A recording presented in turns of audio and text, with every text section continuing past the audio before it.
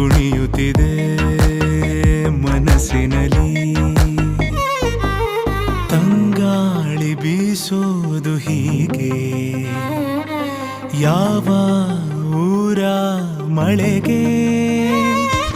ಮಂಕಾಗಿ ಕೂತ ನೀರಲೆಗೆ ಮಾತಂತೆ ಗಾಳಿ ಜೊತೆಗೆ.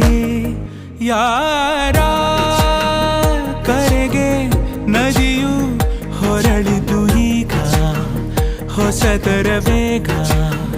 ತೀರ ಮರಳಿ ಅಲೆಯ ಕರೆದಿರುವಾಗ ನಗುವಿನ